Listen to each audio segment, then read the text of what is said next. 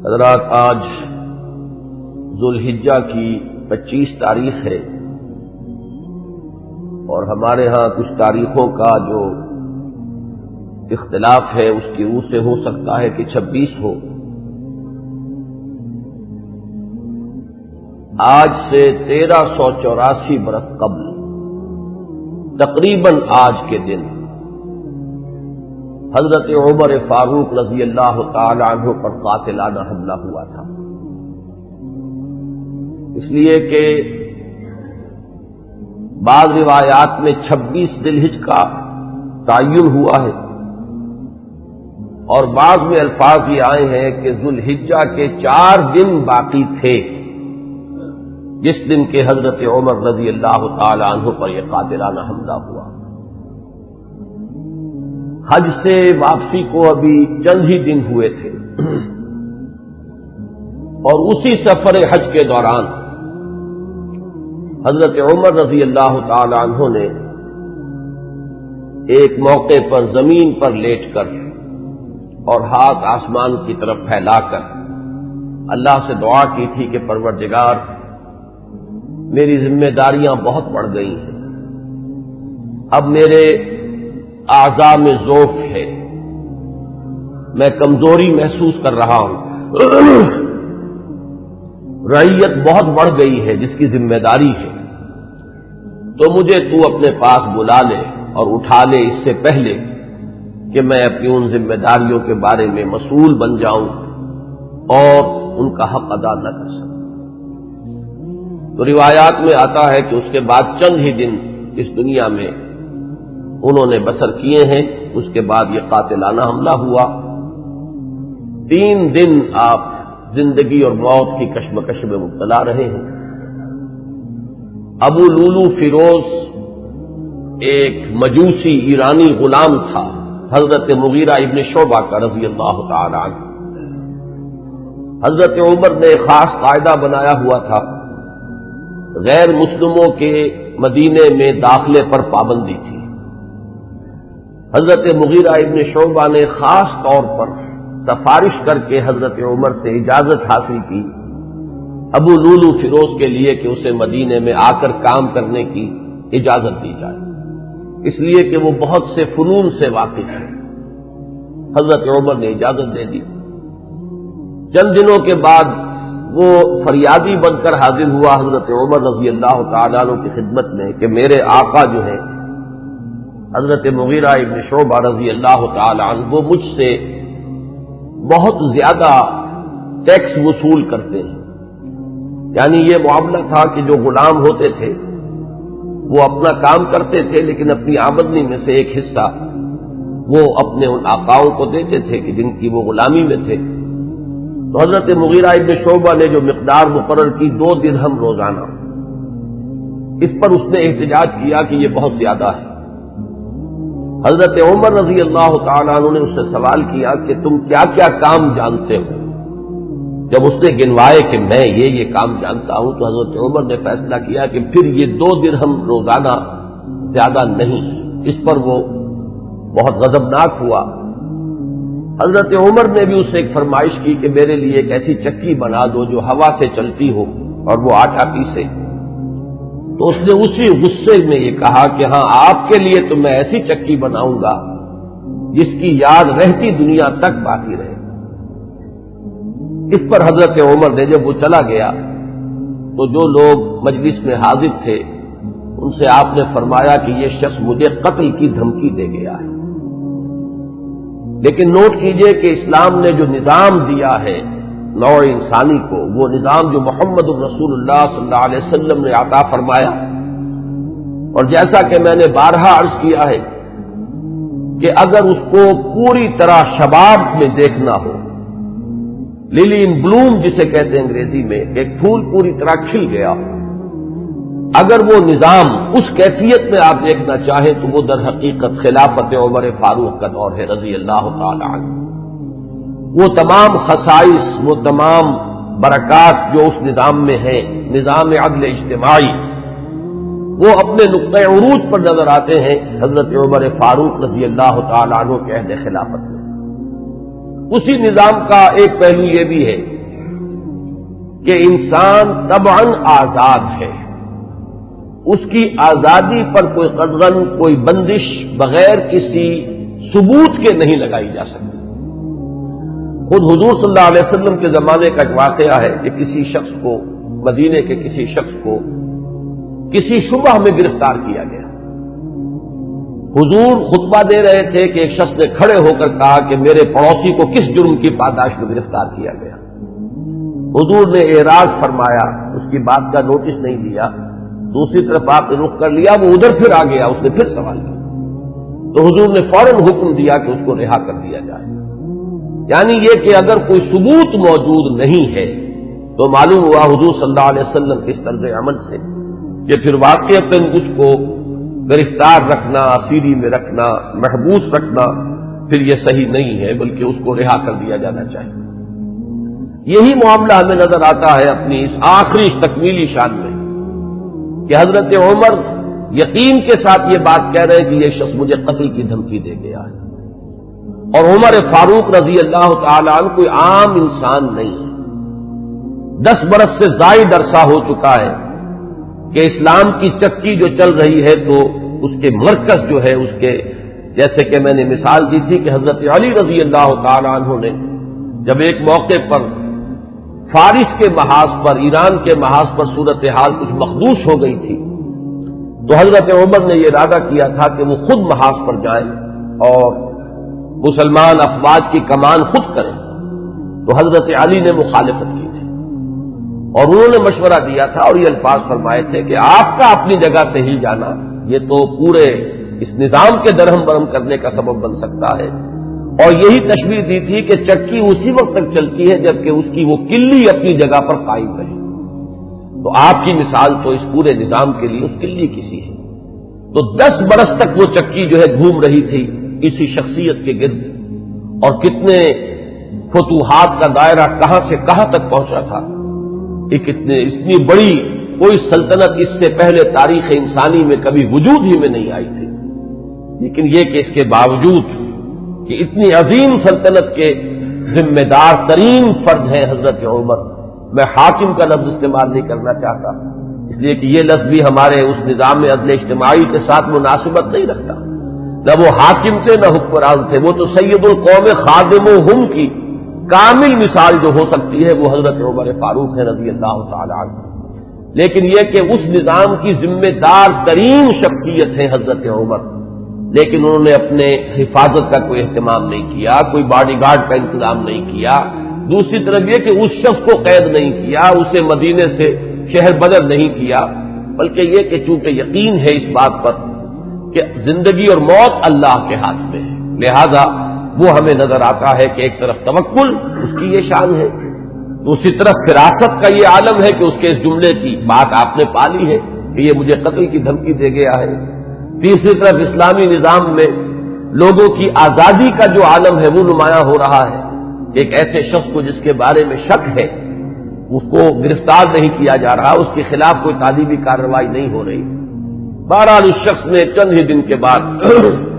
فجر کی نماز جب حضرت عمر فاروق ادا کرنے کے لیے آگے بڑھے ہیں اور آپ نے نیت باندھی، یہ شخص پہلی صف میں موجود تھا اور اس کا خنجر جو ہے 2 دھاری خنجر، دونوں طرف اس کے جو ہے وہ دھار تھی، اس کو اس نے حضرت عمر رضی اللہ تعالی عنہ پر جو وار کیے تو 6 وار حضرت عمر پر اس نے پے بپے کیے، حضرت عمر گر گئے رضی اللہ تعالی عنہ۔ حضرت عبد الرحمن ابن عوف نے مختصر ترین صورتوں کے ساتھ پھر وہ نماز فجر ادا کروائی۔ نماز کا یہ عالم ہے کہ یہ نہیں ہوا کہ وہ درہم برہم ہو گیا ہو نظام، لیکن یہ کہ چونکہ جیسے کہ میں ابھی یہ لفظ استعمال کر رہا تھا کہ اس وقت جو وہ نظام مملکت تھا یا نظام حکومت تھا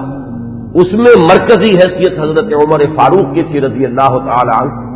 اسی طرح اسلام کے نظام میں یہ اقامت صلاۃ ہے کہ اس کی وہی اہمیت ہے کہ اگرچہ حضرت عمر فاروق زخمی ہو گئے، گر گئے، لیکن جماعت کا نظام تو درہم برہم نہیں ہوا ہے، نماز ادا کی گئی ہے 2 رکعتیں جو ہیں مختصر ترین قرات کے ساتھ۔ پھر لوگوں نے اس کو پکڑنے کی کوشش کی ہے تو اس نے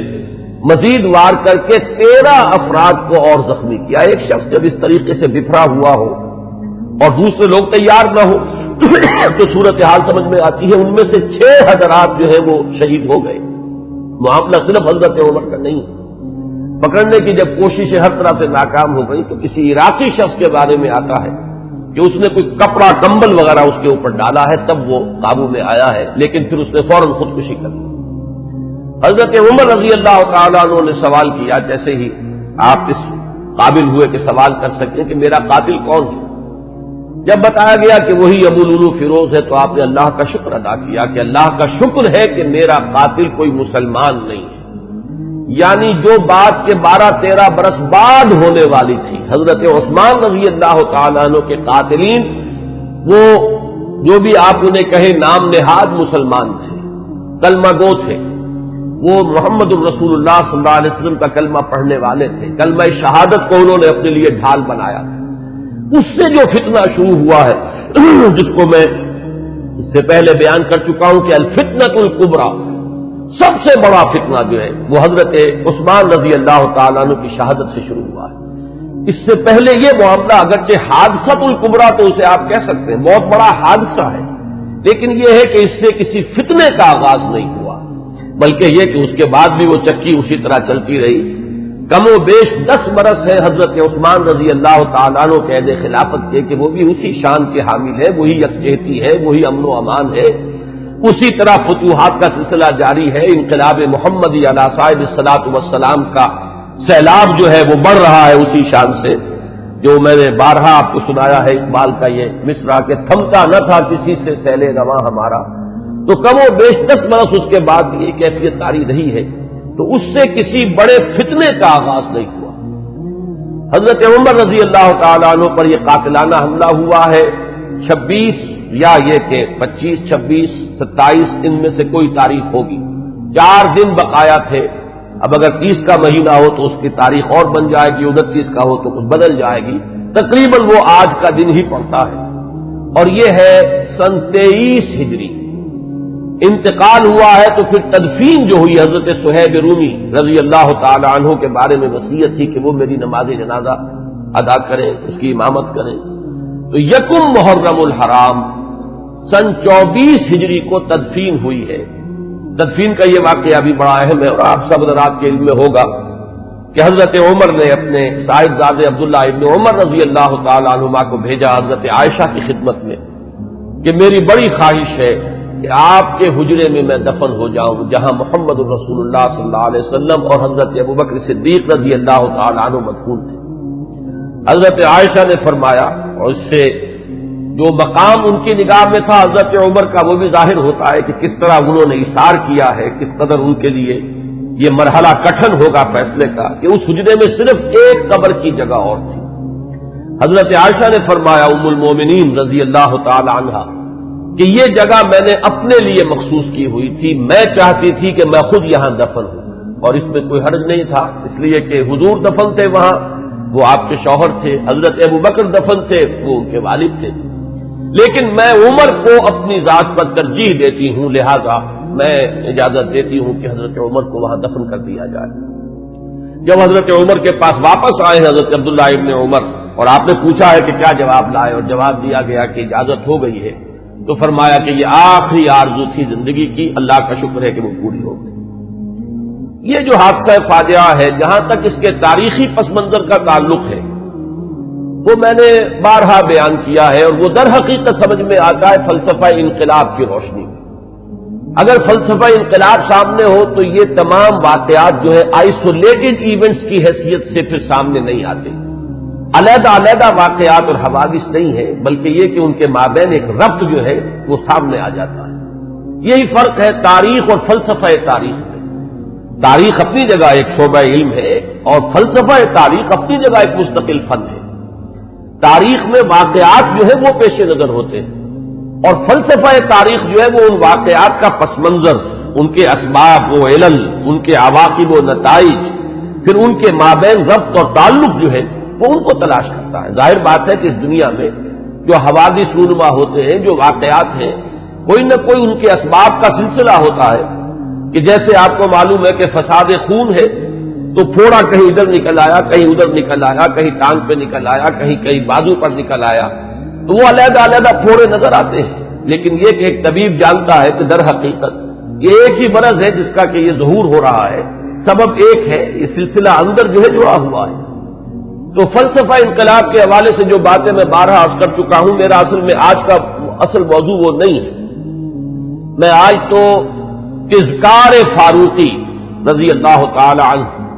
حضرت عمر کی سیرت کے بعض پہلو اور ان کی عظمت کا کچھ بیان کرنا چاہتا ہوں، اور اس کے لیے بھی آج کی میری تقریر جو ہے بالکل مختلف ہوگی کہ میں باضابطہ یہ کتاب لے کر آیا ہوں تاریخ الخلفاء سیوطی کی رحمہ اللہ،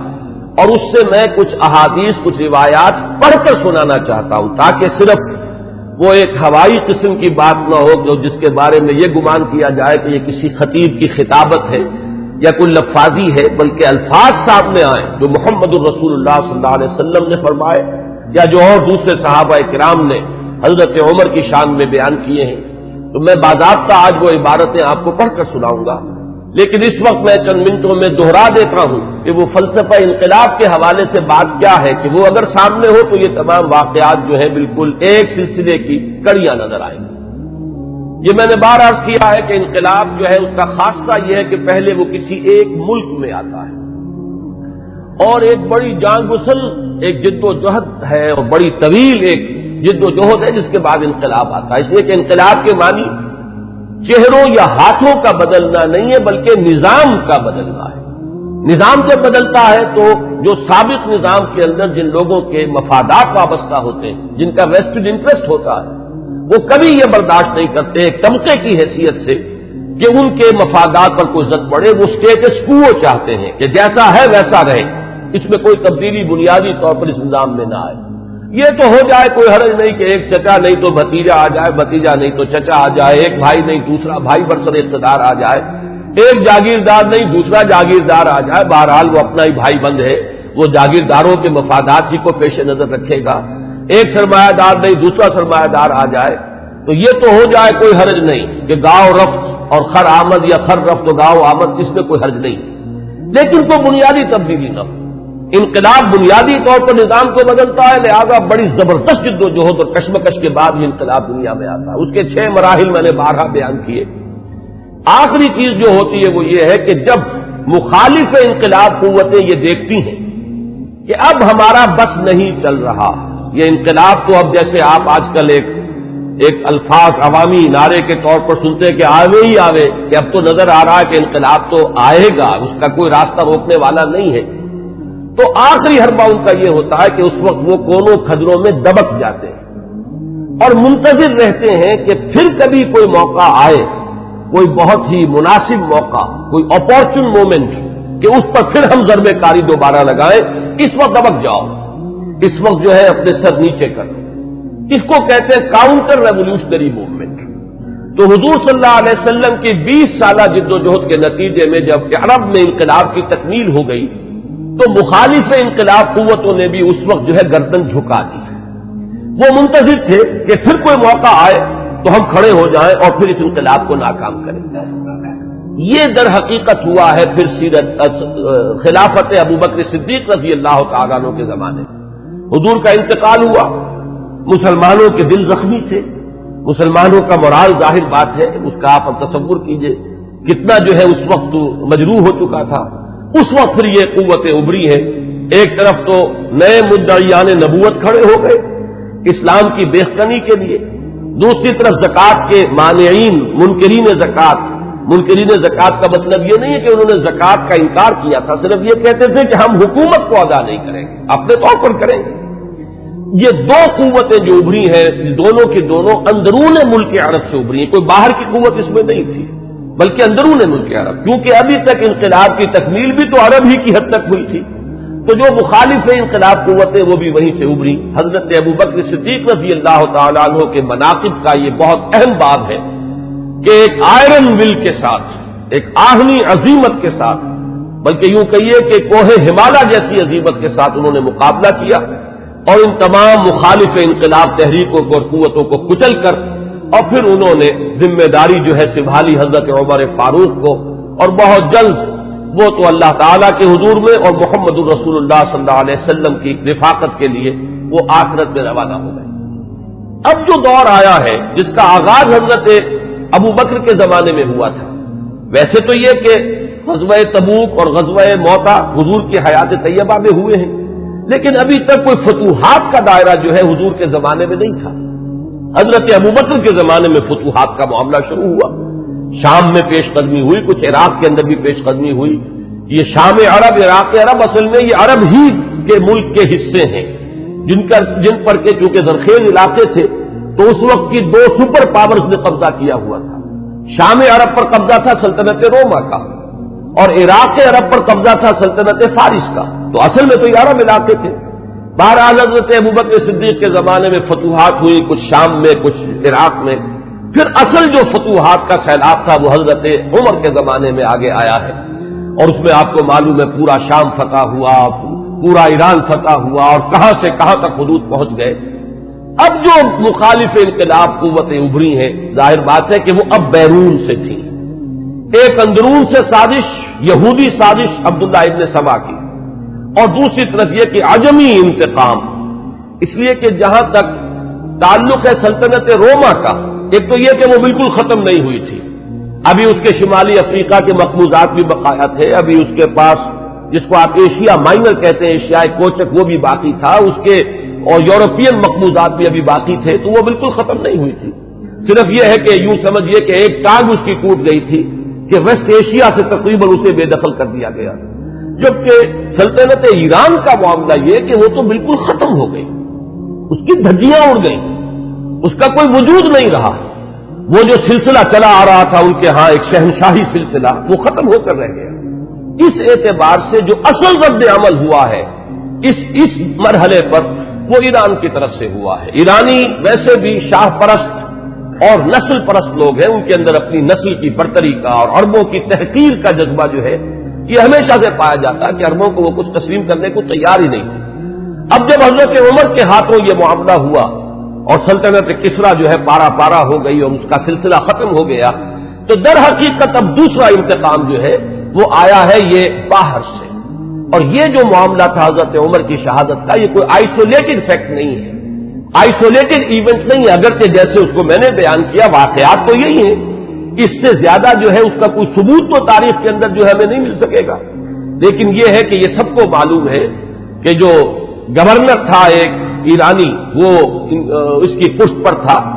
اور اس گورنر ہی کی شہ پر اس نے یہ سارا اقدام کیا ہے، اور مجوسی تھا، ایرانی تھا، اس نے انتقام لیا ہے حضرت عمر فاروق رضی اللہ تعالی عنہ سے۔ اس کے بعد یہ بات آگے بڑھی، اور جیسا کہ میں نے عرض کیا کہ پھر یہودی سازش بھی جب سامنے آئی ہے، اور پھر یہودی سازش اور عجمی انتقام، یہ دونوں نے مل کر پھر وہ شکل اختیار کی ہے کہ جو الفتنۃ الکبریٰ حضرت عثمان رضی اللہ تعالیٰ عنہ کی شہادت جو جس کا نتیجہ نکلی۔ تو اگر اس کو آپ سمجھیں گے تو یہ بالکل سمجھ میں آنے والی بات ہے، یہ کوئی ایسا نہیں ہے کہ کوئی بالکل ہی یعنی انوکھی باتیں ہو، بلکہ یہ سمجھ میں آنے والی باتیں ہیں، تاریخ کے یہ حقائق ہیں، ان اصولوں کو سامنے رکھا جائے تو ہر چیز اپنے صحیح پرسپیکٹو میں نظر آ جاتی ہے۔ لیکن جیسا کہ میں نے عرض کیا، میں آج اس سلسلے میں کچھ زیادہ عرض نہیں کرنا چاہتا، میں یہ چاہتا ہوں کہ حضرت عمر کے مناقب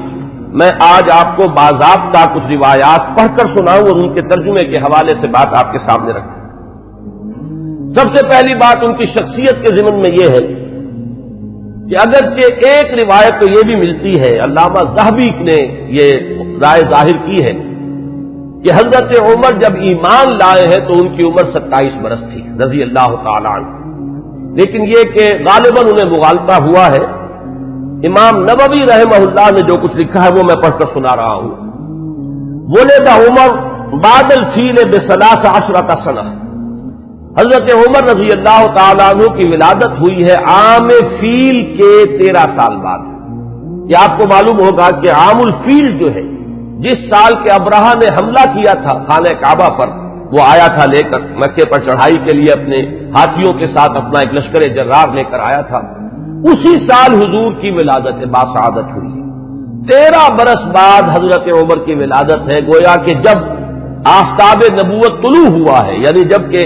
وحی کا آغاز ہوا ہے، تو حضرت عمر رضی اللہ تعالیٰ عنہ کی عمر 27 برس تھی۔ اور چھٹے سال، اس پہ بالکل اتفاق ہے کہ چھٹے سال نبوت میں، یعنی جبکہ حضور صلی اللہ علیہ وسلم کو آغاز وحی کو آپ پر 6 برس ہو چکے تھے، اس سال یہ ایمان لائے، اس میں کسی اختلاف کی گنجائش نہیں ہے، بلکہ یہ کہ حضرت حمزہ رضی اللہ تعالیٰ عنہ کا بھی کیونکہ سال ایمان لانے کا سال وہی ہے، لہذا اس میں ذرا سا مجھے آج تحقیق کرنی پڑی تو معلوم ہوا کہ حضرت حمزہ پہلے ایمان لائے ہیں، حضرت عمر بعد میں۔ فرق جو ہے وہ صرف 3 دن کا ہے، حضرت حمزہ 3 دن قبل ایمان لائے ہیں اور حضرت عمر رضی اللہ تعالی عنہ یہ 3 دن کے بعد ایمان لائے ہیں۔ تو جس وقت وہ ایمان لائے ہیں اس کا مطلب یہ ہے کہ 33 برس عمر تھی حضرت عمر رضی اللہ تعالی عنہ کی،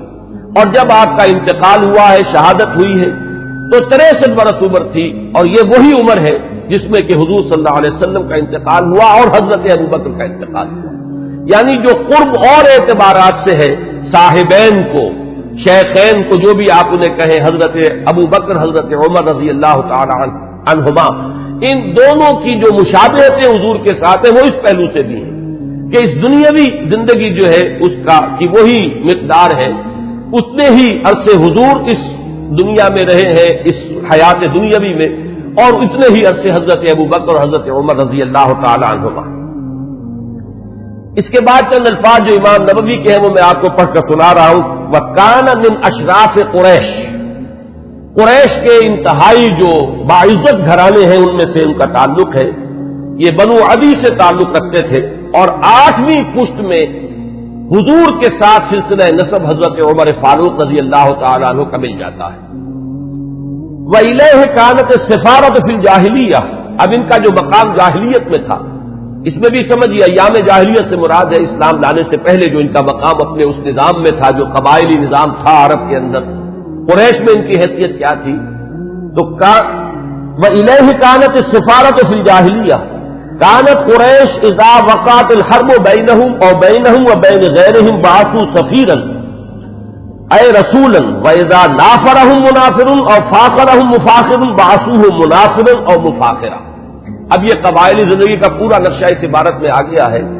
کہ جہاں کہیں کوئی جنگ ہوتی تھی، جھگڑا ہوتا تھا قریش کا خود اپنے اندر دو گھرانوں کے مابین،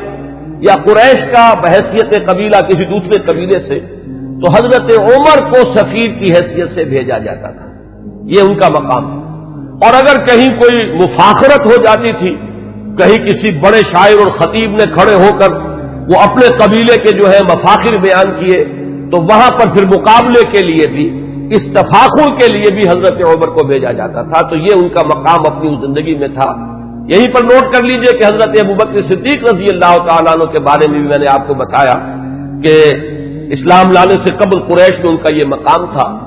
کہ دیت کے فیصلے وہ کرتے تھے۔ قبائلی زندگی میں سب سے زیادہ نازک معاملہ ہوتا ہے مقدمات قتل کا فیصلہ، اور ظاہر بات ہے کہ اگر کہیں اپنے گھرانوں کے اندر ہی قتل کا معاملہ ہو گیا ہے تو جان کے بدلے جان کے بجائے اس میں کوشش کی جاتی تھی کہ جو بھی خون بہا ہے وہ دے کر تو جو قاتل ہے کیونکہ اپنے ہی قبیلے کا فرد ہے اس کی جان بچائی جائے۔ اب اس میں تعین کرنا کہ کتنا خون بہا ہو، یہ کام جو ہے حضرت ابوبکر رضی اللہ تعالیٰ عنہ کے سپرد تھا۔ تو اس سے بھی اندازہ ہوتا ہے کہ ان کا مقام اپنے اس نظام میں جو پہلے سے قائم تھا وہ کیا تھا۔ بالکل اسی طرح کا معاملہ جو ہے وہ حضرت عمر رضی اللہ تعالیٰ عنہ کا۔ حضرت عمر کے اسلام کے بارے میں بہت سی روایات آپ نے سنی ہوں گی، اور میں بھی پہلے کئی مرتبہ بیان کر چکا ہوں۔ میں نے جو اس دور میں مزید مطالعہ کیا تو معلوم ہوا کہ بعض روایات اور بھی ہیں کہ جس سے یہ اندازہ ہوتا ہے کہ جو ان کی ہمشیرہ اور بہنوئی حضرت فاطمہ بنت خطاب اور حضرت سعید ابن زید رضی اللہ تعالی عنہما، ان کے ساتھ جو واقعہ ہوا، اندازہ ایسا ہوتا ہے کہ وہ در حقیقت وہ آخری ضرب تھی جو حضرت عمر کے دل پر لگی ہے۔ اس سے پہلے بھی بعض مواقع پر کچھ ایسے ان کے ساتھ واقعات پیش آ چکے تھے کہ جس سے ان کے دل کے اندر ایک کشمکش جو ہے وہ شروع ہو چکی تھی۔ مثلا بعض روایات میں آتا ہے کہ ایک مرتبہ حضور صلی اللہ علیہ وسلم جب آ رہے تھے خانہ کعبہ کی طرف تو حضرت عمر نے بھی پیچھا کیا، اور وہ مخالفانہ انداز میں پیچھا کیا، لیکن حضور پہلے پہنچ چکے تھے، آپ نے نماز کے لیے نیت باندھ لی تھی، تو اب حضرت عمر جو ہے خاموشی سے سنتے رہے قرآن مجید، اور اس کا ان کے دل پر ایک اثر ہوا۔ انہوں نے اپنے دل میں کہا کہ یہ شخص بہت بڑا شاعر ہے۔ واقعہ یہ کہ یہ کلام جو یہ پڑھ رہا ہے اس وقت یہ تو بہت ہی اعلیٰ کلام ہے، بہت اونچا کلام ہے۔ تو معلوم یہ ہوا کہ کہیں نہ کہیں وہ جو ہے بیج وہ پڑ رہا تھا۔ اسی طرح ایک رات کے وقت ایسا ہوا ہے کہ حضرت عمر کی کسی ہمشیرہ کو وہ ولادت کا مرحلہ درپیش تھا، تو کسی دائی وغیرہ کی تلاش کے لیے وہ نکلے ہیں رات کو۔ اس وقت انہوں نے دیکھا کہ حضور اور آپ کے ساتھ چند اور لوگ ہیں جو کھڑے ہیں اور نماز پڑھ رہے ہیں، تو خانہ کعبہ کے پردوں میں چھپ کر آپ نے پھر حضرت عمر نے اس وقت وہ سنا کہ یہ کیا پڑھ رہے ہیں، اور اس سے بھی ان کا کہنا یہ ہے کہ میرے دل کے اندر ایک کشمکش شروع ہو چکی تھی۔ یہ بات جو ہے نفسیاتی اعتبار سے سمجھ میں آتی ہے۔ بسا اوقات ایسا ہوتا ہے کہ ایک شخص کے اوپر ایک کسی حقیقت کا انکشاف ہو رہا ہے تدریجاً، لیکن ابھی وہ جو پچھلی عصبیتیں ہیں، اپنے آبائی عقائد یا اپنے آبائی دین کے ساتھ جو ایک جذباتی تعلق ہے،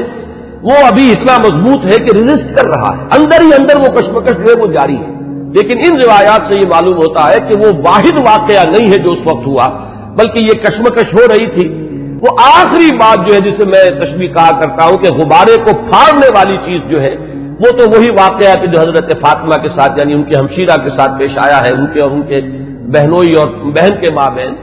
کہ حضرت عمر تو نکلے تھے فیصلہ کر کے کہ بس اب تلوار ننگی لے کر کہ حضور کا میں خاتمہ کر کے گھر واپس آؤں گا اور جو ہونا ہے ہو لے، لیکن یہ کہ یہ جو کلکل ہو رہی ہے اور یہ جھگڑا جو قریش کے اندر ہو گیا ہے، گھر گھر جو ہے فساد ہے، باپ بیٹے سے جدا ہو رہا ہے، بھائی بھائی سے کٹ گیا ہے، بیوی شوہر سے علیحدہ ہو رہی ہے، تو یہ فساد ہم کب تک برداشت کریں گے؟ تو جو اس فساد کا سبب ہے اس کو ختم کر دیا جائے، پھر دیکھا جائے گا جو ہوگا۔ یہ جو میں کہہ رہا ہوں جو دیکھا جائے گا جو ہوگا، اس میں بھی جب تک قبائلی پس منظر سامنے نہ ہو یہ بات سمجھ میں نہیں آئے گی کہ جو چیز انہیں روک نہیں تھی حضور کے خلاف اقدام کرنے پر قریش کو، کفار قریش کو، وہ یہی بات تھی کہ حضور کا جو گھرانہ ہے بنی ہاشم وہ حضور کے پشت پر تھا، اور قبائلی زندگی میں یہ ہوتا ہے کہ اب عقیدہ جو ہے بہرحال بنو ہاشم کے فرد ہے اور خاندان کی حمایت حاصل ہے۔ اگر حضور کے خلاف کوئی اقدام کرتے تو بنو ہاشم ان کی مدافعت میں اور ان کے ساتھ جو ہے میدان میں آ جائیں گے۔ نتیجہ یہ نکلے گا کہ قریش کے دو گھرانے آپس میں ٹکرا جائیں گے، یا قریش کے مابین جو ہے ان کے اپنے اندر جو ہے ایک کشمکش شروع ہو جائے گی، اور یہ چیز جو ہے جیسے کہ ایک عام محاورہ بھی ہے کہ house divided amongst itself can not stand, تو ہمیں جو مقام حاصل ہے پورے عرب میں، جو سیادت اور قیادت اور چودراہٹ ہماری چل رہی ہے،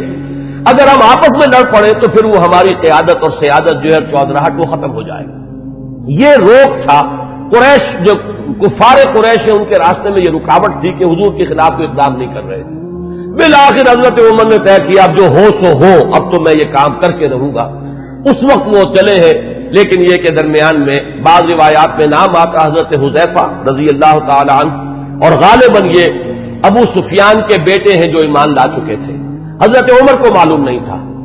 انہوں نے جب دیکھا کہ تیمر جو ہے بہت ہی اس وقت عمر کے بدلے ہوئے ہیں، پوچھا کیا معاملہ ہے؟ کہ میں جا رہا ہوں کہ آج تو بس فیصلہ چکا کے آؤں گا اور محمد کو میں قتل کر دوں گا صلی اللہ علیہ وسلم۔ انہوں نے بڑی حکمت سے کام لے کر رخ موڑ دیا کہ تم پہلے اپنے گھر کی خبر تو لو، تمہاری بہن اور تمہارے بہنوں ہی مان لا چکے۔ اب جو جلال کا عالم ہوا ہوگا عمر کا رضی اللہ تعالیٰ عنہ، اس کا آپ اندازہ کیجئے، جس قدر غضبناک ہو کر وہ گئے ہیں، اور دروازہ جو ہے وہ دھڑدھڑایا تو وہ اندر اس وقت جو ہے حضرت خباب بن الارت آئے ہوئے تھے رضی اللہ تعالیٰ عنہ، اور وہ انہیں سورہ طٰہٰ ابھی نازل ہوئی تھی، تو میاں بیوی جو ہے حضرت سعید ابن زید اور فاطمہ بنت خطاب جو ان کی زوجہ ہے حضرت سعید کی، انہیں وہ سورہ طٰہٰ پڑھا رہے تھے۔ تو اسی میں یہ پہنچ گیا، اندازہ ہو گیا عمر ہے، تو انہوں نے چھپایا حضرت خباب کو تو کہ ان کے تو آتے ہی شاید تھر ہی قلم کر دے، میں تو پھر بھی بہن ہوں، اور یہ شوہر جو ہے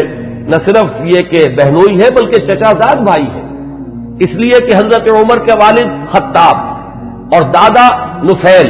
نفیل ہی کے بیٹے تھے حضرت زید۔ میں حضرت اس لیے کہہ رہا ہوں اگرچہ وہ حضور پر وحی کے آغاز سے پہلے جو ہے ان کا انتقال ہو گیا،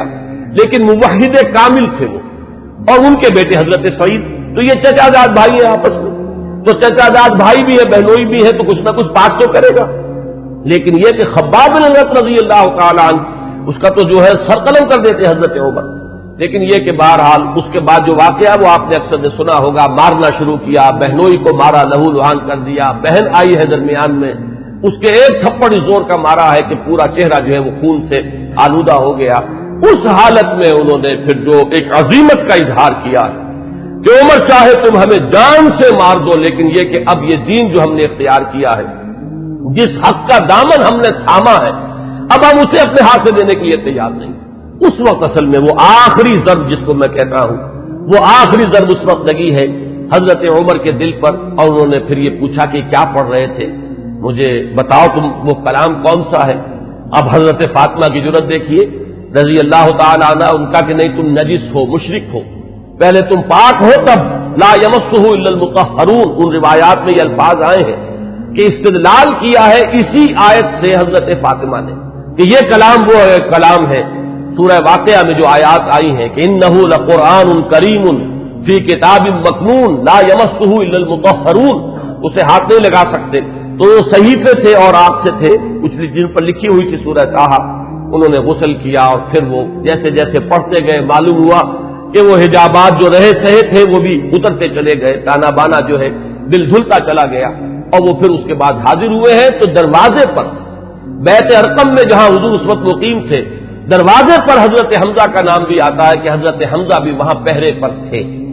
جبکہ حضرت عمر پہنچے ہیں، لیکن یہ کہ پھر وہ ایمان لائے۔ تو یہ واقعہ جو ہے اور حضرت عمر کے مزاج کے بارے میں، یہ صدیقین اور شہداء اور ان کے خاص مزاج، یہ میں تفصیلاً پہلے بیان کر چکا ہوں، اس لیے اسے نہیں دہرا رہا۔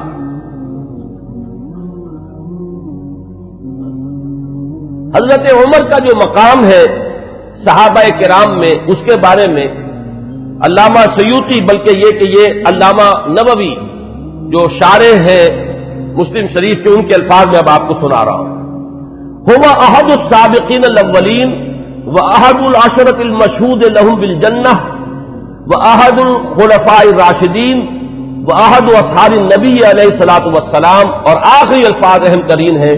واحد کبار علماء الصحابۃ والزہادہم۔ باقی چیزیں تو آپ کے علم میں ہیں، سابقون الاولون میں سے ہیں۔ اکثر کا اتفاق یہ ہے کہ حضرت عمر جس وقت ایمان لائے ہیں تو لگ بھگ 40 افراد اس وقت تک ایمان لا چکے تھے، لیکن بہرحال یہ سابقون الاولین میں ان کا شمار ہے۔ پھر یہ کہ 10 جن کے بارے میں کہ حضور نے صراحت کے ساتھ جنت کی بشارت دی ہے اس دنیا ہی میں، جنہیں ہم کہتے ہیں عشرہ مبشرہ، ان میں سے ایک ہے۔ پھر خلفائے راشدین میں ان کا شمار ہے بالاتفاق۔ اب اہل تشیع کا معاملہ میں اسے خارج کر رہا ہوں، لیکن یہ کہ اہل سنت کے نزدیک۔ پھر یہ کہ حضور صلی اللہ علیہ وسلم کے ساتھ جو رشتہ ہے، حضرت حفصہ رضی اللہ تعالی عنہا ام المومنین، یہ ان کی صاحبزادی ہے۔ آخری الفاظ ان کی طرف میں نے توجہ دلائی، وہ کیا ہے کہ احد کبار علماء صحابۃ والزہادہم، دونوں اعتبارات سے کہ وہ صحابہ کرام میں جو مختلف اوصاف کے اعتبار سے تقسیم کی جاتی ہے، مثلا بعض فقہائے صحابہ، علماء صحابہ، وہ صحابہ کے جن کو علم سے، تفقہ سے، قرآن اور سنت کے گہرے فہم سے خصوصی مناسبت تھی، تو حضرت عمر رضی اللہ تعالی عنہ کا شمار بھی انہی میں سے۔ اور زہادہم، سب سے زیادہ جو زاہد، زہد میں جن کا کہ یوں سمجھیے کہ آخری درجہ ہے، انتہائی سادگی سے زندگی بسر کرنا اور پیون لگے ہوئے کپڑے پہننا، حضور صلی اللہ علیہ وسلم کا نقشہ جو ہے جو مدنی زندگی میں ہمیں نظر آتا ہے، ابتدائی مکی دور جو ہے اس میں تو حضور صلی اللہ علیہ وسلم کے لیے خاصی آسائشیں تھی اللہ تعالیٰ نے جو پیدا کر دی تھی، اس لیے کہ حضرت خدیجہ رضی اللہ تعالیٰ عنہ سے شادی کے بعد سہولتیں تھیں، اس لیے کہ وہ بہت دولت مند مالدار خاتون تھی۔ لیکن مدنی دور میں جو اصل آپ کی یوں سمجھیے کہ دنیاوی، اگر اسے لفظ اقتدار سے ہم موسوم کریں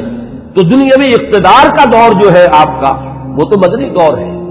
اگر دنیا کے اعتبار سے اصطلاح کا استعمال کیا جائے، اگرچہ حضور صلی اللہ علیہ وسلم کے لیے لفظ مجھے موضوع معلوم نہیں ہوتا، لیکن اس وقت جو آپ نے فقر اختیاری جو ہے، جو اس کا ہمیں سیرت مطہرہ کے اندر جو ہے مظاہرہ ملتا ہے کہ آپ نے اپنے اختیار سے فقر اور درویشی کی زندگی اختیار کی، اس میں بتمام و کمال حضرت عمر فاروق اور حضرت ابوبکر صدیق رضی اللہ تعالی عنہما، یہ دونوں بھی بالکل عکس کامل نظر آتے ہیں حضور صلی اللہ علیہ وسلم کے اس صحبت کا۔ تو وہ صحابہ کرام میں سے علماء اور فقہاء میں بھی چوٹی کے جو ہے ان میں ان کا شمار ہے، حضرت علی ان میں ہے، حضرت عائشہ ان میں ہے، مختلف جو ہے یہ حضرات ہیں، ان میں حضرت عمر ہے۔ پھر زہاد میں بھی جو سب سے زیادہ فقراء صحابہ کا جو نقشہ تھا، حضرت عمر نے اپنے اختیار سے وہی نقشہ اپنی زندگی میں اختیار کیا۔ कुल 539 अहादीस हैं जो हजरत उमर से बढ़वी। लेकिन जो खास बात नोट करने की है कि उनसे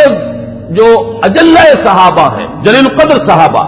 हजरत उस्मान ने उनसे रिवायत की, हजरत अली ने उनसे रिवायत की, हजरत तलहा ने उनसे रिवायत की, साद इब्न अबी वक्कास ने उनसे रिवायत की, अब्दुर्रहमान इब्न औफ उनसे रिवायत करने वाले हैं, इब्न मसऊद, हजरत अबू जर, अम्र इब्न अबसा और उनके बेटे खुद हजरत उमर के साहिबजादे अब्दुल्ला, इब्न अब्बास, इब्न जुबैर, अनस, अबू हुरैरा और अम्र इब्न आस, अबू मूसा अशरी, ये सहाबा किराम हैं जिन्होंने हजरत उमर से रिवायत की। बात समझ लीजिए कि जाहिर बात है कि हुजूर की सोबत में हर वक्त तमाम सहाबा तो नहीं रहते थे। अब एक वक्त में हजरत उमर है और हजरत उमर ने हुजूर से कोई बात सुनी है, बाकी सहाबा उस वक्त मौजूद नहीं है,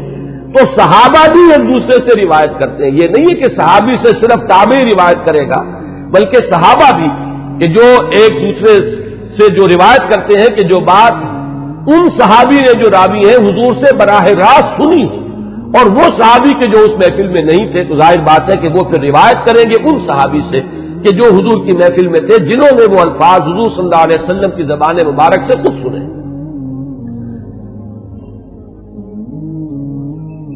दो रिवायात अब मैं आपको सुना रहा हूं हजरत उमर के इस्लाम के ज़िमन में जो हुजूर की दुआ मंकूल है। एक दुआ जो है इसमें मशहूर है, आम तौर पर हजरत उमर के मौजू पर, सीरत के मौजू पर जो तकरीरें आपने सुनी होंगी उनमें आपके सुनने में आई होगी। एक दूसरी है, वो भी मैं चाहता हूं कि आज आप सुन लें। पहली रिवायत इमाम तिरमिज़ी रहमतुल्लाह अलैह लाए है और इसके रावी हजरत अब्दुल्लाह इब्न उमर है रज़ी अल्लाह तआला अन्हुमा। अन्ना नबी अलैहिस्सलातु वस्सलाम क़ाल, हुजूर सल्लल्लाहु अलैहि वसल्लम ने फरमाया, अल्लाहुम्मा अइज़्ज़िल इस्लाम बिअहब्बि हाज़ैनि रजुलैनि इलैक उमर इब्न अल-खत्ताब और बिअबी जहल इब्न हिशाम।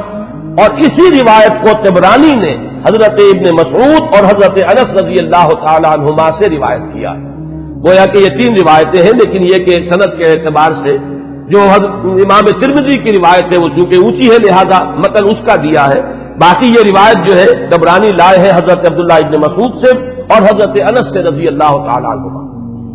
कि ऐ अल्लाह, इन दो अशखास में से जो तुझे महबूब हो उसके इस्लाम के जरिए से इस्लाम को इज्जत अता फरमा। कौन है वो दो अशखास? हजरत उमर रज़ी अल्लाह तआला अन्हु, उमर इब्न अल-खत्ताब और अम्र इब्न हिशाम। अबू जहल उसकी असल में कुन्नियत है, नाम उसका अम्र था। ये उमर है, वो अम्र है।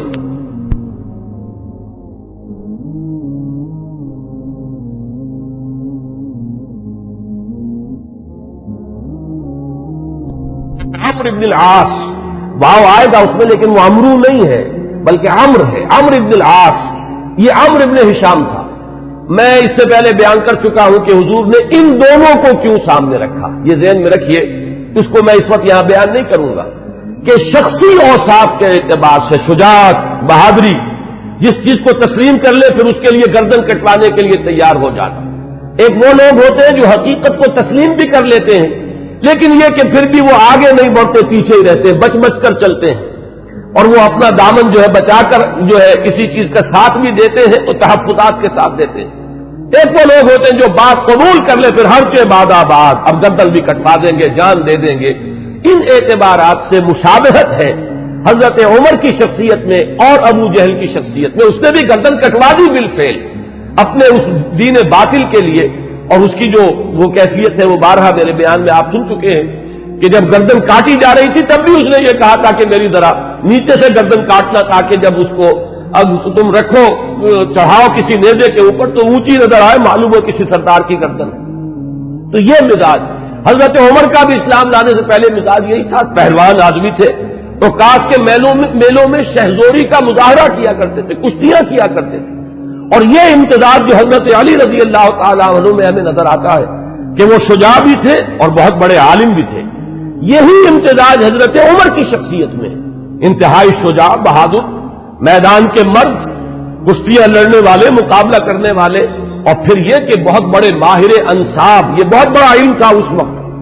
बहुत बड़े नाकिद और जो अशार के महासिन हैं उनको परखने वाले, उसके बारे में राय देने वाले। और फुकहा में तो फिर जो उनका मकाम है वो आपको मालूम ही है कि ये सलाहियतें भी तमाम कमाल,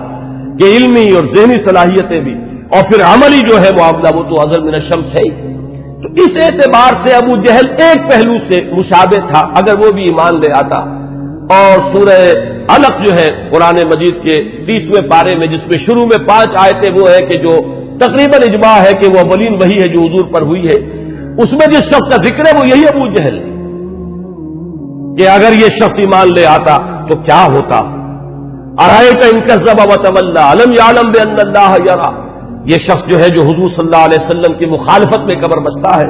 اگر یہی شخص کہیں اسلام لے آتا تو واقعہ یہ کہ وہ عمر ثانی ہوتا، پھر حضرت عمر رضی اللہ تعالیٰ عنہ کے انداز کی اس کی شخصیت بھی ہوتی. تو یہ روایت جو ہے یہ تو بارہا آپ نے سنی ہوگی. اب ایک اور روایت میں آپ کو سنا رہا ہوں.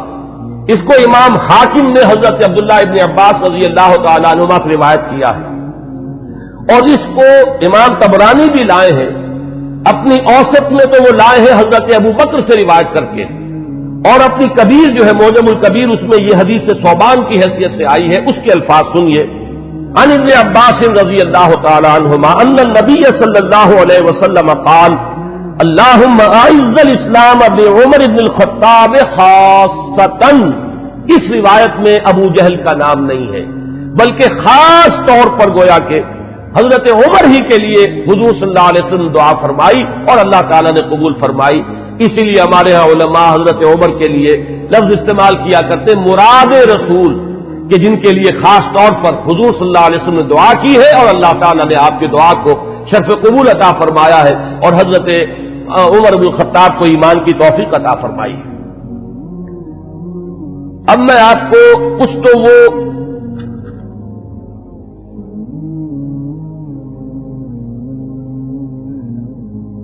اس سے پہلے کہ میں حضور صلی اللہ علیہ وسلم نے جو مناقب بیان فرمائے ہیں حضرت عمر کے وہ بیان کروں، چند اقوال بعض صحابہ کے. اخرج ابن سعد عن ذکوان قال قلت لعائشہ من سمى عمر الفاروق قالت النبی صلی اللہ علیہ وسلم. یہ ابن سعد طبقات ابن سعد کی روایت ہے ذکوان سے. وہ کہتے ہیں کہ میں نے حضرت عائشہ ام المومنین عائشہ صدیقہ رضی اللہ تعالیٰ عنہ سے سوال کیا یہ لفظ فاروق حضرت عمر کے نام کا جز کیسے بن گیا، کس نے نام رکھا فاروق حضرت عمر کا؟ حضرت عائشہ نے فرمایا خود حضور نے صلی اللہ علیہ وسلم. اس کی وجہ کیا ہے اگلے اقوال میں وہ آ جائے گی کہ جب حضرت عمر ایمان لائے تو پہلا شخص جس نے اپنے ایمان کا برملا اعلان کیا ہے اور جا کے نماز پڑھی ہے خانہ کعبہ میں کھلم کھلا وہ حضرت عمر ہے. گویا کہ انہوں نے حق و باطل کے مابین ایک حد فصل قائم کر دی، یا یوں کہیے کہ دو ادوار ہیں مکی دور میں، ان دو ادوار میں حد فاصل ہے، فرق کر دینے والے حضرت عمر ہیں. باقی بات صحابہ کے اقوال میں آپ کو اور سنا رہا ہوں تاکہ ان کی بھی آپ کے سامنے جو کنٹینٹ ہے واضح ہو جائے. واخرج ابن ماجہ والحاکم عن ابن عباس رضی اللہ عنہما. امام ابن ماجہ یہ تو آپ کو معلوم ہے کہ صحاح ستہ میں شامل ہے، اور امام حاکم نے روایت کیا ہے حضرت عبداللہ ابن عباس رضی اللہ تعالی عنہما سے قال وہ فرماتے ہیں لما اسلم عمر رضی اللہ عنہ نزل جبرائیل فقال یا محمد صلی اللہ علیہ وسلم لقد استبشر اہل السماء باسلام عمر. جب حضرت عمر ایمان لائے تو حضرت عبداللہ ابن عباس فرماتے ہیں کہ حضرت جبرائیل حاضر ہوئے حضور کی خدمت میں صلی اللہ علیہ وسلم علیہ الصلوۃ والسلام، اور انہوں نے یہ فرمایا کہ اے نبی صلی اللہ علیہ وسلم آسمان والے بھی خوشیاں منا رہے ہیں عمر کے اسلام لانے سے. واخرج البخاری عن ابن مسعود رضی اللہ عنہ قال ما زلنا عزة منذ اسلم عمر رضی اللہ عنہ. حضرت ابن مسعود رضی اللہ تعالیٰ عنہ سے روایت ہے، امام بخاری کی روایت ہے، یہ صحیح بخاری کی روایت. وہ فرماتے ہیں کہ جب ایمان لے آئے حضرت عمر تو پھر ہم پر کمزوری نہیں رہی، پھر ہم قوت والے ہو گئے، عزت والے ہو گئے. اب وہ بات نہیں رہی کہ ہم دبے دبے تھے، بلکہ ہماری بھی اب جو ہے ہمتیں بڑھ گئی. ابن سعد کی روایت ہے طبرانی اور ابن سعد کی ابن مسعود سے رضی اللہ تعالی عنہ، یہ ان کا قول ہے. کان اسلام عمر فتحا وکانت ہجرتہ نصرا وکانت امامتہ رحمتا وَلَقَدْ رَأَيْتُنَا وَمَا نَسْتَطِيعُ أَن نُّصَلِّيَ إِلَى الْبَيْتِ حَتَّى أَسْلَمَ عُمَرُ فَلَمَّا أَسْلَمَ عُمَرُ قَاتَلَهُمْ حَتَّى تَرَكُونَا فَصَلَّيْنَا. حضرت عبداللہ ابن مسعود جو ہے یہ مناقب میں بیان فرما رہے ہیں، حضرت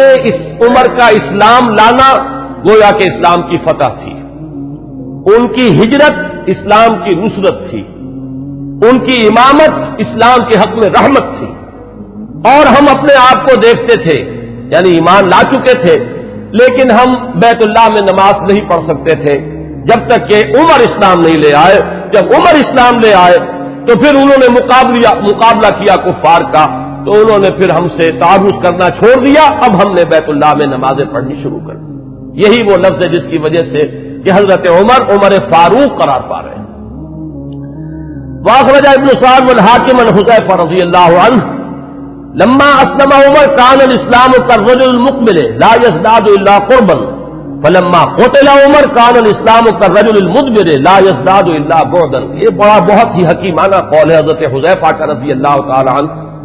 اور اسے امام حاکم نے اور ابن سعد نے دونوں نے روایت کیا ہے۔ یہ حضرت حذیفہ فرما رہے ہیں کہ جب حضرت عمر اسلام لے آئے تو اسلام ایک آنے والے شخص کے مانند ہو گیا کہ جو شخص آ رہا ہو وہ ہر لحظہ آپ سے قریب تر ہوتا چلا جا رہا ہے۔ گویا کہ یہ اسلام کی ترقی کا ایک اور اسلام کے اقبال کا یہ ایک کی علامت بنا ہے حضرت عمر کا اسلام لانا۔ ولما قتل عمر، اور جب عمر شہید کر دیے گئے رضی اللہ تعالی عنہ، کان الاسلام كالرجل المدبر، تو اب اسلام ایک جانے والے شخص کے مانند ہو گیا، لا یزداد الا بعدا، کہ جو جانے والا ہے وہ ہر قدم جو اٹھاتا ہے وہ ہم سے اور دور ہوتا چلا جاتا ہے۔ گویا کہ اسلام کی عزت کا جو نقطہ عروج ہے، کلائمیکس ہے، وہ حضرت عمر کی ذات ہے کہ در حقیقت ان کے ساتھ ہی اسلام کا دور اقتدار شروع ہوا، غلبہ دور۔ وہ حدیث جو ہے بہت اہم ہے جو امام مسلم لائے ہیں حضرت ابو ہریرہ رضی اللہ تعالی عنہ سے، کہ حضور نے فرمایا بدا الاسلام غریبا وسیعود کما بدا فطوبى للغرباء۔ اسلام کا جب آغاز ہوا ہے تو وہ اجنبی سا تھا، لوگ اس کے جاننے پہچاننے والے نہیں تھے، کچھ اس کے ہمدرد و غمخوار نہیں تھے، بلکہ اصل میں تو مخالفت تھی، مقابلہ تھا۔ حضور نے فرمایا کہ اب اگرچہ دور آ گیا ہے کہ اسلام کو غلبہ حاصل ہو گیا، لیکن عنقریب اسلام پھر اسی حالت کو لوٹ جائے گا۔ تو تہنیت ہو، مبارکباد ہو، خوشخبری ہو ان لوگوں کے لیے جو جب اسلام حالت غربت کو پہنچ جائے تو وہ بھی اسلام کے دامن سے وابستہ رہے، چاہے وہ خود بھی لوگوں کے اندر جو ہے ان کو پہچانا نہ جائے، اجنبی ہو کر رہ جائیں، انہیں دقیانوسی کہا جائے، لیکن وہ اسلام کے دامن سے وابستہ رہے، ان کے لیے تہنیت اور مبارکباد ہے۔ اس حدیث میں سمجھیے تو یوں کہا جا سکتا ہے کہ حضرت عمر ہے وہ حد فاصل، کہ وہ بدا الاسلام غریباً سے اسلام کا جو دور اقتدار شروع ہو رہا ہے، غلبے کا دور، قوت اور عزت کا دور، وہ حضرت عمر کی ذات سے ہے، اور پھر جو ڈھلوان شروع ہو گئی ہے وہ بھی حضرت عمر رضی اللہ تعالیٰ عنہ کی شہادت سے۔ واخرج الطبرانی عن ابن عباس رضی اللہ عنہما قال اول من جہر بالاسلام عمر بن الخطاب، سب سے پہلے جس شخص نے اسلام کا اعلان کیا علی الاعلان وہ حضرت عمر ہے۔ یہ حضرت عبداللہ ابن عباس رضی اللہ تعالیٰ عنہما کا قول ہے۔ ہجرت کے ضمن میں بھی ایک روایت ہے، میں چاہتا ہوں کہ اگرچہ اس کا ذکر پہلے بھی آیا ہے لیکن آج لفظاً میں سنا دینا چاہتا ہوں۔ اخرج ابن عساکر عن علی رضی اللہ عنہ، اس روایت کے راوی حضرت علی ہیں۔ قال ما علمت احد الحاجر الا مختفیا الا عمر بن الخطاب، حضرت عمر فرماتے میں نہیں جانتا کسی بھی شخص کو مگر یہ کہ اس نے ہجرت کی ہے خفیہ طریقے پر سوائے عمر بن الخطاب، یعنی جو بھی ہجرت کے لیے نکلتا تھا خفیہ طریقے سے نکلتا تھا، لوگوں کو معلوم نہ ہو جائے، خام خواہ راستہ روکیں گے، کوئی تکلیف پہنچائیں گے، سوائے حضرت عمر کے۔ اب آپ اس حضرت علی رضی اللہ تعالیٰ عنہ کی زبان سے حضرت عمر کی جو ہجرت ہے اس کا پورا واقعہ سنیے۔ فَإِنَّهُ لَمَّا هَمَّ بِالْهِجْرَةِ، اس لیے کہ جب حضرت عمر نے ارادہ کیا ہجرت کا، تَقَلَّدَ سَيْفَهُ، تو انہوں نے اپنی جو ہے تلوار جو ہے وہ لی، گردن میں ڈالی، وَتَنَكَّبَ قَوْسَهُ، اپنی کمان جو ہے وہ اپنے کندھے میں ڈالی، وَانْتَقَضَ فِي يَدِهِ أَسْهُمًا، اور اپنے ہاتھ میں تیر بھی لے لیے تیار کہ کمان سے کے ساتھ جو ہے وہ تیر جو ہے ہاتھ میں موجود ہو۔ وَأَتَى الْكَعْبَةَ، اور آئے وہ مسجد حرام میں کعبے کے پاس، وَأَشْرَافُ قُرَيْشٍ بِفِنَائِهَا، اور قریش کے بڑے بڑے سردار جو ہیں وہ کعبے کے صحن میں، یہی جس وقت مسجد حرام کہلاتی ہے، خانہ کعبہ تو وہی گھر ہے اس کے ساتھ جو صحن ہے یہ فنا ہے اس کا صحن ہے. فطاف سبعا، تو 7 چکر لگائے حضرت عمر رضی اللہ تعالیٰ عنہ نے اسی کیفیت کے اندر خانہ کعبہ کے. ساتھ ہی آپ کو معلوم ہوگا اشواط ہوتے ہیں جب عمرے کے لیے یا حج کے اندر جب بھی وہ طواف کیا جاتا تو ساتھ ہے.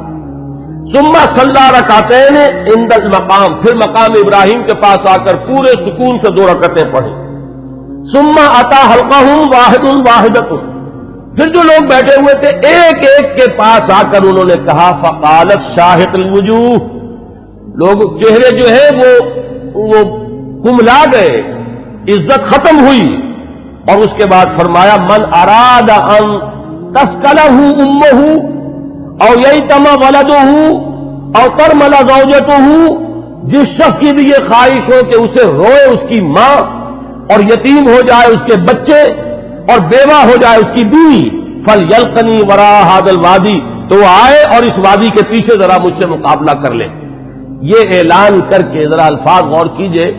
جس کا بھی ارادہ ہو، جو چاہتا ہو کہ اسے اس کی ماں روئے اور اس کے بچے یتیم ہو جائیں اور اس کی بیویاں یا بیوی جو ہے وہ بیوہ ہو جائے، تو ذرا آ جائے میرا مقابلہ کر لے. فرمایا حضرت علی فرماتے فما تبعہ منہم احد، ان میں سے کسی کو یہ جرأت نہیں ہوئی کہ وہ حضرت عمر کا پیچھا کرتا. اس کے بعد اب چند احادیث میں آپ کو سنا رہا ہوں جو حضرت عمر کی شان میں، اگرچہ امام سیوطی نے تو یہ بہت سے اس میں نقل کیے ہیں، لیکن میں یہ چاہتا ہوں کہ صرف صحاح کی جو روایات ہے وہ آپ کو سناؤں. باقی یہ کہ ابن عساکر اور حاکم مختلف اور طبرانی یہ جو یعنی کتابیں حدیث کی ہیں جن کا درجہ بہرحال وہ نہیں ہے، وہ آپ میں سے جس کو بھی شوق ہوگا وہ اس کو اپنے طور پر مطالعہ کر لے گا. لیکن یہ روایات جو ہیں یہ تو متفق علیہ. اخرج الشیخان عن ابی ہریرہ رضی اللہ عنہ، اب یہ حضرت امام بخاری اور امام مسلم دونوں کی یعنی کا اتفاق ہے اس روایت پر. قال، حضرت ابو ہریرہ فرماتے ہیں قال النبی علیہ الصلوۃ والسلام، حضور صلی اللہ علیہ وسلم نے فرمایا بین انا نائم، کہ اسی اثناء میں کہ میں سویا ہوا تھا، رأیتنی فی الجنہ، میں نے اپنے آپ کو جنت میں پایا. یہ خواب کا ذکر فرما رہے حضور. فإذا امرأة تتوضأ إلى جانب قصر، تو میں نے دیکھا کہ ایک عورت، ایک خاتون ہے، ایک بہت بڑا قصر ہے، محل ہے، اس کے ساتھ کوئی لان ہوگا، پائن باغ ہوگا، اس میں وہ وضو کر رہی ہیں. قلت لمن هذا القصر، میں نے پوچھا، فرشتوں سے پوچھا ہوگا آپ نے، کس کا ہے یہ محل؟ قالوا لعمر، تو مجھے بتایا گیا کہ یہ عمر کا محل ہے. فذکرت غیرتک، اب یہ بات بھی حضور فرما رہے حضرت عمر سے کہ عمر اس وقت مجھے تمہاری غیرت کا احساس ہوا کہ گویا کہ وہ تمہاری زوجہ ہیں جنت میں جن کو میں نے دیکھا، تو مجھے اندازہ ہوا تمہاری تو بڑی غیرت ہے تمہاری طبیعت میں کہ میں نے تمہاری بیوی کو دیکھا اس وقت. تو حضرت فنوليت مدبرا، تو میں تمہاری غیرت کا خیال کر کے فوراً وہاں سے پلٹ گیا، ہٹ گیا. فبکا عمر، حضرت عمر اس پر رو پڑے. وقال علیک غار یا رسول اللہ، تو انہوں نے فرمایا کہ حضور کیا میں آپ سے غیرت کروں گا؟ کیا اس کا کوئی امکان ہے کہ میری غیرت جو ہے وہ آپ کے معاملے کے اندر اس طریقے سے جاگے؟ بہرحال اس حدیث نے حضرت عمر کا جو مقام ہے اس کو واضح کیا. پھر سنیے، اخرج الشیخان عن ابن عمر ان رسول اللہ صلی اللہ علیہ وسلم قال، یہ بھی متفق علیہ روایت ہے. حضور نے فرمایا بینا انا نائم شربت، میں ایک سویا ہوا تھا، خواب ہی میں نے پیا، یعنی اللبن، کیا پیا؟ دودھ پیا. حتی انظر الری یجری من اصفاری، اتنا پیا کہ وہ جو اس کے تر و تازگی اس سے پیدا ہوئی، میں نے محسوس کیا کہ اس کا اثر میرے ناخونوں تک پہنچ گیا. وہ تازگی جو ہے یا وہ قوت جو حاصل ہوئی اس سے وہ میرے ناخونوں سے ٹپک رہی ہے، بہہ رہی ہے. ثم ناولتہ عمر، پھر میں نے وہ پیالہ جو ہے وہ عمر کو دے دیا. قالوا فما اولتہ یا رسول اللہ، صحابہ نے پوچھا حضور آپ نے اس خواب کی کیا تعبیر کی؟ قال العلم، حضور نے فرمایا وہ پیالہ وہ علم کا پیالہ ہے جس سے میں نے سیر ہو کر پیا، اور پھر میں نے وہ پیالہ عمر کے حوالے کر دیا اور اس نے اس سے پیا. پھر سنیے تیسری حدیث، اخرجہ الشیخان، پھر اس حدیث کے راوی بھی دونوں ہیں امام بخاری امام مسلم. عن ابی سعید الخدری رضی اللہ عنہ، حضرت ابو سعید خدری فرماتے ہیں قال سمعت النبی صلی اللہ علیہ وسلم، حضور صلی اللہ علیہ وسلم سے میں نے خود سنا، یقول، یہ فرماتے ہوئے بینا انا نائم رأیت الناس عرضوا علی وعلیہم قمص، میں سویا ہوا تھا، میں نے دیکھا بہت سے لوگ میرے سامنے پیش کیے گئے، انہوں نے قمیصیں پہنی ہوئی ہیں لیکن ان قمیصوں کا سائز جو ہے بڑا مختلف ہے۔ فمنها ما یبلغ الصدع، ان میں سے کچھ ایسے بھی تھے کہ جن کی قمیضیں صرف سینے تک پہنچتی تھیں۔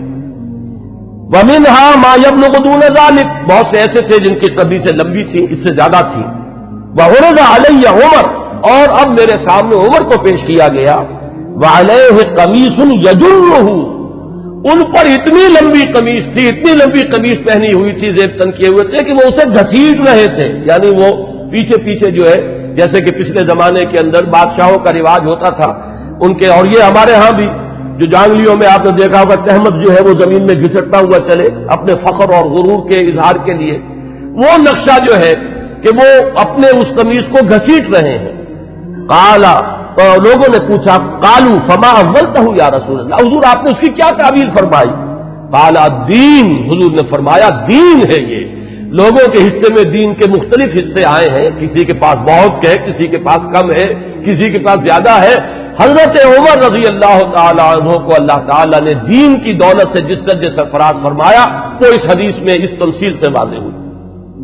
پھر سنیے، یہ بھی پھر متفق علیہ روایت ہے، یہ میں چاہتا ہوں کہ آپ حضرات کے سامنے یہ چیزیں آئیں تو اس پوری سند کے ساتھ آئیں، کس درجے کی یہ روایات ہے، یہ کہانیاں نہیں ہیں، یہ صرف زور خطابت نہیں ہے کہ جو لوگ اپنے انداز کے اندر آپ حضرات کے سامنے بیان کرتے ہوں، بلکہ یہ کہ یہ حقائق ہیں وہ کہ جو ہمارے ہاں مستند ترین، اب ظاہر بات ہے کہ قرآن کے بعد مستند ترین ہمارے ہاں تو یہی دو کتابیں ہیں، صحیحین، صحیح بخاری اور صحیح مسلم، اس میں کسی کو بھی اہل سنت میں کسی شک و شبے کی گنجائش نہیں، اور ان کی یہ متفق علیہ روایات ہے۔ اس کے راوی حضرت سعد بن ابی وقاص رضی اللہ تعالی عنہ قال قال النبی علیہ الصلوۃ والسلام یا ابن الخطاب، حضرت سعد بن ابی وقاص فرماتے ہیں کہ حضور صلی اللہ علیہ وسلم نے فرمایا، اے خطاب کے بیٹے رضی اللہ عنہ، والذی نفسی بیدہ ما لقیک الشیطان سالکا فجا قط الا سلک فجا غیر فجک، اے خطاب کے بیٹے میں یہ دیکھتا ہوں کہ جس راستے سے تو چل رہا ہوتا ہے شیطان جو ہے اس راستے سے کنی کترا کر کسی اور گھاٹی میں سے نکل جاتا ہے، یعنی وہ آمنا سامنا کرنے کی قوت نہیں رکھتا ہے اے عمر تمہارے ساتھ۔ اب روایت جو ہے یہ صرف بخاری کی ہے، متفق علیہ نہیں، لیکن اصح الکتب بعد کتاب اللہ تو یہ صحیح بخاری ہے۔ عن ابی ہریرہ قال النبی علیہ الصلوۃ والسلام لقد كان فيما قبلكم من الامم ناس محدثون فإن يكن في امتي احد فإنه عمر، حضرت حضور صلی اللہ علیہ وسلم کا فرمان کیا ہے؟ حضرت ابو ہریرہ راوی ہے کہ حضور نے فرمایا کہ تم سے پہلی جتنی امتیں گزری ہیں، جتنے رسولوں کو اللہ تعالیٰ نے امتیں عطا فرمائی، ان میں محدث ہوتے تھے۔ محدث وہ ہے، اس کو میں نے پہلے بھی کبھی عرض کیا تھا کہ یہ لفظ جو ہے زبر اور زیر کے فرق سے بہت اس کے اندر معنی کا جو ہے فرق واقع ہو جاتا ہے۔ محدث یہ تو ہمارے ہاں محدثین کرام، امام بخاری، حدیث نبوی کے ماہرین عالمین وہ ہے محدثین، اور محدث وہ شخص ہوتا ہے جس سے اللہ کلام کرے، جس سے اللہ کی طرف سے الہام ہوتا ہو، وہ محدث ہے۔ حضور نے فرمایا کہ تم سے پہلے جتنی امتیں بھی گزری ہیں ان میں محدث ہوتے تھے، میری امت میں اگر کوئی محدث ہے تو وہ عمر ہے رضی اللہ تعالی عنہ۔ اس کا ایک بڑا گہرا تعلق ہے کہ کتنی چیزیں، کتنے معاملات ہیں، اگرچہ میں نے نشان تو اور بہت سی روایات کے اوپر بھی لگائے ہوئے ہیں، لیکن میں سمجھتا ہوں کہ میں اسی پر اکتفا کروں۔ البتہ ایک چیز جو ہے حضرت عمر رضی اللہ تعالیٰ عنہ کے مناقب میں جو اہم ترین ہے وہ میں چاہتا ہوں کہ ذرا چند منٹ اور لے کر آپ کے سامنے بیان کر دوں،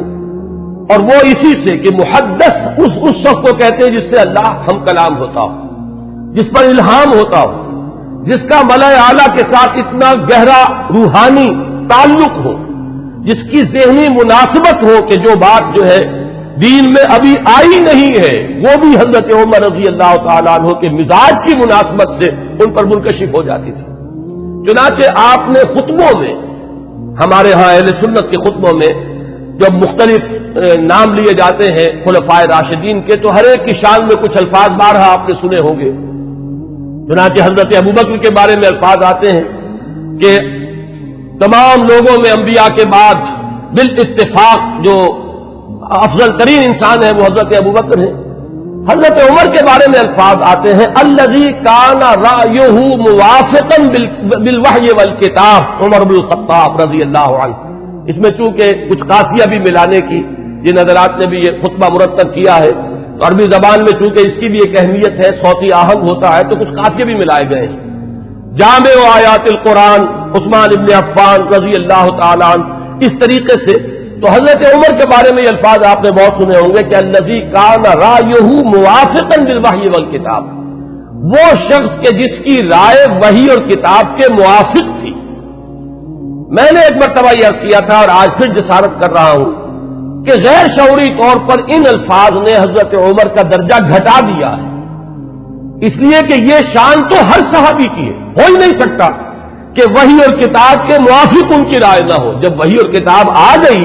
تو اب کسی صحابی کی یہ شان ہے ہی نہیں. جیسے کہ قرآن مجید میں فرمایا گیا کہ ما کان لمؤمن ولا مؤمنۃ اذا قضى الله امرا ان يكون له الخيرة في امره. جب اللہ اور اس کے رسول کی طرف سے کوئی فیصلہ صادر کر دیا جائے پھر کسی مومن اور مومنہ کے لیے یہ ممکن ہی نہیں ہے کہ اس کے بعد بھی وہ کوئی اپنا اختیار سمجھے اور اپنی کوئی رائے علیحدہ رکھے. تو اس حد تک تو حضرت عمر کی بات بھی اگر ہے تو وہ تو تمام صحابہ کے ساتھ ہے. اصل شان تو یہ ہے کہ الذی کان الوحی والکتاب موافقا برأیہ. حضرت عمر کی شان یہ ہے کہ وحی اور کتاب نازل ہوئی ہے ان کی رائے کی موافقت میں. ایک رائے ان کی طرف سے پہلے آئی ہے اور کلام اللہ میں وہ حکم اس کے مطابق نازل ہو گیا ہے. ظاہر بات ہے کہ اس کا سبب نزول یہ نہیں ہے کہ حضرت عمر نے یہ فرمایا معاذ اللہ، لیکن یہ کہ وہ موافقت نزول سے قبل کی مناسبت، وہ ذہنی اور باطنی اور روحانی اور قلبی جو مناسبت حضرت عمر کو حاصل تھی اس حقیقت کے ساتھ، اس کی وجہ سے جو بات آپ کے ذہن میں آتی تھی اسی کے مطابق قرآن مجید میں پھر حکم نازل ہو جاتا تھا. امام عبداللہ شیبانی نے 21 اس کی مثالیں دی ہیں، جس کو کہ یہاں اس وقت جو ہے میں ظاہر بات ہے کہ نقل نہیں کر سکتا. ان میں سے 5-6 جو بہت اہم ہیں وہ میں گنوا رہا ہوں. سب سے پہلی بات یہ کہ حضرت عمر نے یہ فرمایا تھا، عرض کیا تھا حضور صلی اللہ علیہ وسلم سے لَاتَّخَذْنَا مِن مقام ابراہیم مصلی. حضور کیا ہی اچھا ہو اگر ہم مقام ابراہیم کو اپنی جائے نماز بنائیں، ہم یہاں پر نماز ادا کیا کریں. فنزلت، اور اس کے بعد یہ آیت نازل ہو گئی وَاتَّخِذُوا مِن مقام ابراہیم مصلی. یہ الفاظ جو ہے تقریباً بالکل وہی ہے کہ جو الفاظ حضرت عمر نے اپنے قول میں استعمال کیے تھے بالکل اسی کے مطابق یہ وہی نازل ہوئی. اسی طرح دوسری بات حضرت عمر ہے جنہوں نے حضور صلی اللہ علیہ وسلم سے فرمایا، عرض کیا تھا یا رسول اللہ يدخل على نسائك البر والفاجر فلو امرتهن ان يحتجبن، کہ حضور آپ کے گھروں میں مومن بھی آتے ہیں، منافق بھی آ جاتے ہیں، نیک بھی آتے ہیں اور فاسق قسم کے لوگ بھی آ جاتے ہیں، تو کیا ہی اچھا ہو اگر آپ اپنی ازواج کو پردے کا حکم دیں. فنزلت آیت الحجاب، اس کے بعد جو ہے وہ حجاب والی آیت نازل ہو گئی. نمبر 3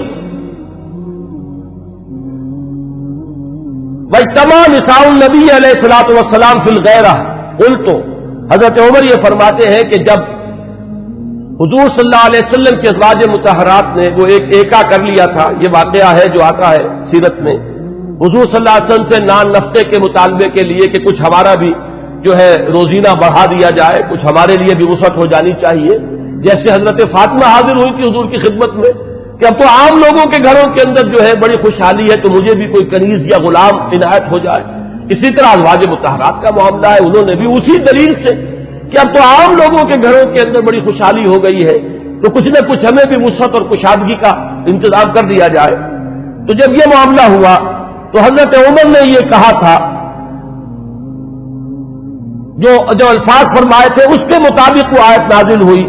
عسى ربه ان طلقكن ان يبدله ازواجا خيرا منكن. یہ تیسری مثال ہے. چوتھی مثال، بدر کے اسیروں کے ضمن میں جب مشورہ ہوا حضرت عمر کی رائے یہ تھی کہ ان سب کو قتل کیا جائے. نہ صرف یہ کہ قتل کیا جائے بلکہ جو بھی رشتہ دار ہو کسی اسیر کا مسلمانوں میں سے قریب ترین رشتہ دار وہ اپنے ہاتھ سے اسے قتل کرے. اگرچہ حضور صلی اللہ علیہ وسلم پر تو آپ کو معلوم ہے کہ غلبہ تھا، رافت، رحمت، شفقت، نرمی، اسی لیے قرآن مجید میں 2 جگہ وہ آیت نازل ہوئی ہے کہ حضور سے فرمایا اللہ نے کہ نبی آپ کی نرمی کے یہ لوگ حقدار نہیں ہیں، یہ کفار اور منافقین، آپ کی نرمی اہل ایمان کے حق میں ہو تو کیا کہنے ہیں، مطلوب ہے، لیکن یہ آپ کی اس نرمی سے جو بیجا فائدہ اٹھا جاتے ہیں کفار و منافقین، تو ذرا آپ اپنی طبیعت میں ان کے لیے سختی پیدا کیجیے۔ یا ایھا النبی جاہد الکفار والمنافقین واغلظ علیہم، 2 جگہ پر یہ آیت آئی ہے، سورہ تحریم میں بھی ہے، سورہ توبہ میں بھی ہے۔ تو وہی بات جو ہے یہاں پر ہوئی تھی کہ حضور کی طبیعت میں بھی غلبہ تھا، اور حضرت ابوبکر انتہائی رقیق القلب، حضور صلی اللہ علیہ وسلم کی سیرت کے اس اعتبار سے عکس کامل، وہی شفقت اور رحمت، ارحم امتی بے امتی ابوبکر واشدہم فی امر اللہ عمر، وہی معاملہ یہاں تھا۔ تو بہرحال جب یہ فیصلہ ہو گیا کہ انہیں فدیہ لے کر چھوڑ دیا جائے، تو پھر قرآن مجید میں جو آیت نازل ہوئی سورہ انفال میں ہے، وہ آپ کے علم میں ہوگا کہ اس میں توثیق ہوئی حضرت عمر کی رائے کی۔ اسی طریقے سے شراب کی حرمت کے ضمن میں حضرت عمر رضی اللہ تعالیٰ عنہ نے پہلے سے کہنا شروع کر دیا، اور بار بار وہ دعا کرتے تھے اللہ اس شراب کے ضمن میں تو آخری اور حتمی اور جو فیصلہ کن حکم ہے وہ نازل فرما دے۔ تو اس کے بعد اللہ تعالیٰ نے اس کی آخری حرمت کا جو ہے وہ فیصلہ فرمایا، اس کی جو آیت جو ہے وہ نازل ہوئی۔ ایک اور اہم مقام ہے، یہ ابن ابی حاتم لائے اپنی تفسیر میں حضرت انس سے، قال عمر، اور حضرت عمر رضی اللہ تعالیٰ عنہ خود اس کے راوی ہیں، وافقت ربی فی 40، یہاں حضرت عمر فرما رہے ہیں 4 چیزوں میں میرے رب کے ساتھ میری کامل موافقت ہو گئی کہ جو بات میرے ذہن میں آئی، بلکہ یہاں تو میں جو مثال دے رہا ہوں جو زبان پر آ گئی حضرت عمر کے، بالکل وہی جو ہے وہی کے اندر الفاظ نازل ہو گئے۔ وہ فرماتے ہیں کہ نزلت هذه الآیہ، جب یہ آیت نازل ہوئی ہے سورہ مومنون میں ہے، وَلَقَدْ خَلَقْنَا الْإِنسَانَ مِنْ سُلَالَةٍ مِنْ طِينٍ ثُمَّ جَعَلْنَاهُ نُطْفَةً فِي قَرَارٍ مَكِينٍ ثُمَّ خَلَقْنَا النُّطْفَةَ عَلَقَةً فَخَلَقْنَا الْعَلَقَةَ مُضْغَةً فَخَلَقْنَا الْمُضْغَةَ عِظَامًا فَكَسَوْنَا الْعِظَامَ لَحْمًا ثُمَّ أَنشَأْنَاهُ خَلْقًا آخَرَ، جب یہ آیات نازل ہوئیں تو میری زبان پر فوراً الفاظ جاری ہو گئے فَتَبَارَكَ اللَّهُ أَحْسَنُ الْخَالِقِينَ، اور بین ہی یہی الفاظ بعد میں قرآن مجید میں بھی وحی کے ذریعے سے نازل ہو گئے۔ یہ میں نے صرف آپ کو 6 مثالیں سنائی ہیں، 21 مثالیں ہیں اس طرح کی کہ جو عبداللہ شیبانی رحمہ اللہ نے اپنی کتاب میں جو ہے اس کو درج کیا ہے، کہ بالکل ذہن میں سمجھیے کہ ایک ذہن ہے، ایک مزاج ہے، ہم آہنگی ہے، حقیقت تک اتنی رسائی ہو چکی ہے، اتنا قرب ہو چکا ہے کہ بالکل سوچ وہی ہے، بلکہ یہ کہ نزول کے بعد تو ظاہر بات ہے کہ ہر صحابی کی وہی سوچ ہوتی تھی، لیکن یہ ہے کہ پہلے سے ذہن کا اس درجے ہم آہنگی اختیار کر لینا، یہ حضرت عمر رضی اللہ تعالیٰ عنہ کے مناقب میں سے یہ بھی ایک بہت اہم پہلو ہے۔ آج اسی پر اتفاق کر رہا ہوں۔ آئندہ کے بارے میں میرا ایک خیال ہے، جمعے کی ان تقاریر کے ضمن میں ایک رہتا ہے مسئلہ کہ اب کس موضوع کو اختیار کیا جائے۔ میرا ارادہ یہ ہے کہ آئندہ سے جو سب سے اہم اور بنیادی موضوع ہے ہمارے دین کا، ایمان اور اس کی حقیقت اور اس کے لوازم اور اس کے تقاضے، اور اس میں بڑی اہم بحثیں ہیں کہ ایمان کا عمل سے کوئی تعلق ہے یا نہیں، اور ہے تو کیا ہے، ایمان کا لازمی نتیجہ جہاد ہے یا نہیں، وہ اس کے لیے کیا دلیل ہے،